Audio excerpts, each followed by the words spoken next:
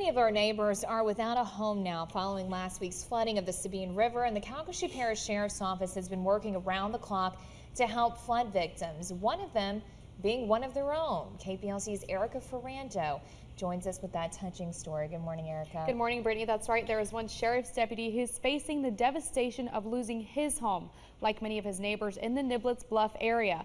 But through all of it, he's continued to work long days to serve. As lieutenant over the Vinton Law Enforcement Center, he says this is his community, and he would continue to put his neighbors depending on him before himself.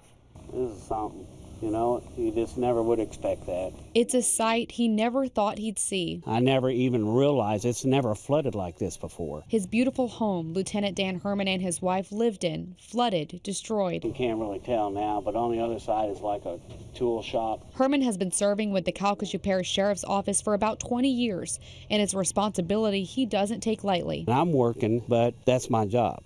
That's what I do. I told him he could go home or he could go with his wife, and he didn't do it. You know, he stayed working every day, all day, long hours, and he did a tremendous job. Sheriff Mancuso told Herman to take the time off he needed to deal with his own tragedy, but through this devastation, he has continued to serve his community since day one of the flood. I don't know that I have any words that can explain what that loyalty and commitment is to the people of this parish and to me. And he said, no, this is my community. They need me. I'll worry about myself when this is over. What kind of guy is that? That tells you right there what kind of guy he is. But before the water reached his home, he didn't even have to ask, and his fellow deputies showed up with a trailer to remove his furniture and appliances. We basically forced ourselves on him because we knew he would never ask. You can't ask for, better people than that. What do you need done? We got a trailer, we're on our way. Herman is temporarily living in an RV, and until the water recedes, he won't know the extent of the damages. But without flood insurance, he's preparing for the worst. And that's what's bad. I just spent $11,000 on an AC system. It doesn't matter what's happening to him, he's going to be there for the public, no matter what. While he knows it won't be easy, Herman assures his wife they'll get through it, and he's been able to keep his head high through it all. I have to reassure her, don't worry about it. It's all in the hands of the Lord. I'll just put it to you that way.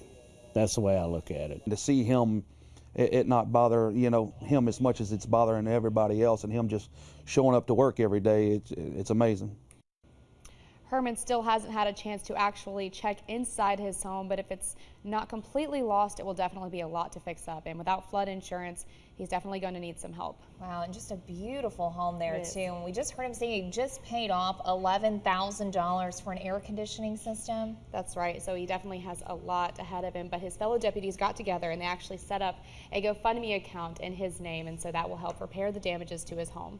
And so we have a link to that if anyone would like to donate on your 7 News mobile app. Well, and as they said, he would never ever ask for any help. No, we actually had to kind of convince him to do this story because he doesn't like the attention. He's a very humble man and such a positive spirit.